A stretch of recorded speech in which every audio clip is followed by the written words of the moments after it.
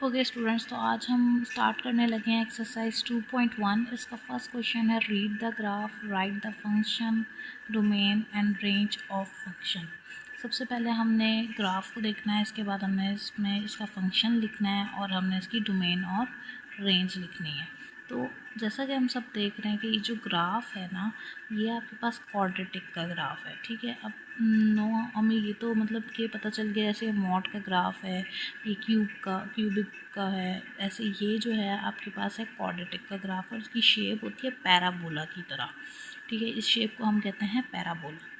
अब आपके पास यहाँ पे ये ऐसे भी हो सकता है और ये ऐसे भी हो सकता है। इन दोनों में आप देखें सिर्फ ये डिफरेंस है कि ये डाउनवर्ड है और ये अपवर्ड है। ठीक है, तो आपके पास जब क्वाड्रेटिक को हम देखें ना, तो क्वाड्रेटिक की अगर हम यहाँ पे इक्वेशन लिखें तो क्वाड्रेटिक का जो ग्राफ होता है वो स्टार्ट होता है ओरिजिन से। लाइक ये आपके पास क्वाड्रेटिक का ग्राफ होगा और इसकी जो इक्वेशन होती है वो होती है y is equals to x square. क्योंकि ये डाउनवर्ड है तो हम यहाँ माइनस लगाएंगे। अगर ये अपवर्ड होता तो हम यहाँ पे लिखते हैं y is equals to just x square. Downward है तो इसकी वजह से हमने यहाँ पे माइनस लगाया।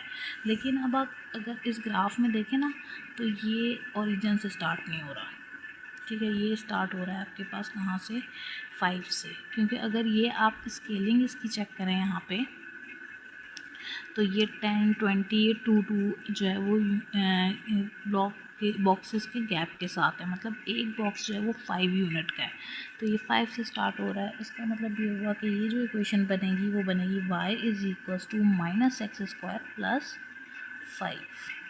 ठीक है, अब लाइक अगर ये आपके पास ऊपर जाता तो 10 पे होता, एक बॉक्स और ऊपर चला जाता तो हम लिखते +10, नीचे आता नीचे की तरफ होगा तो हम लिखेंगे माइनस।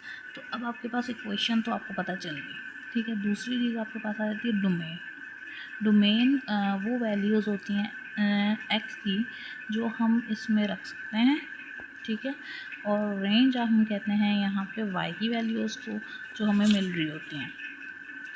तो अब हमारे पास इसमें हम एक्स की कौन कौन सी वैल्यूज़ रख सकते हैं। हम इसमें एक्स की अगर हम इस इक्वेशन को देखें तो हमें पता चल रहा है हम इसमें एक्स की सारी वैल्यूज़ लिख सकते हैं, माइनस से लेके प्लस तक। ठीक है, यहाँ पे अगर आप ग्राफ को चेक करें तो ग्राफ में भी आप देखें यहाँ पे एक्स की सारी वैल्यूज़ अगर आप इस तरीके से चेक करोगे तो आपको पता चल जाएगा सारी वैल्यूज़ इसमें शामिल हैं। और ये क्योंकि कंटिन्यू है ग्राफ, तो ये आपके पास कहाँ से लेके माइनस इन्फिनिटी से लेके प्लस इन्फिनिटी तक आप सारी वैल्यूज़ में रख सकते हो। उसके बाद रेंज की अगर हम बात करें तो रेंज में आप देखो यहाँ पे आपके पास रेंज की जो वैल्यू आएगी वो आपके पास यहाँ से लेके स्टार्ट है। ठीक है, मतलब कि माइनस की सारी वैल्यूज़ इसमें आ रही हैं और कहाँ पे स्टॉप हो रहा है ये आप यहाँ पे देखो 5 पे स्टॉप हो रहा है। तो मतलब कि आपके पास यहाँ पे जो इसकी वैल्यू बनेगी रेंज की, माइनस की सारी वैल्यूज़ और ये स्टॉप हो रहा है +5 पे, तो ये आपके पास जो है वो इसकी रेंज बनेगी।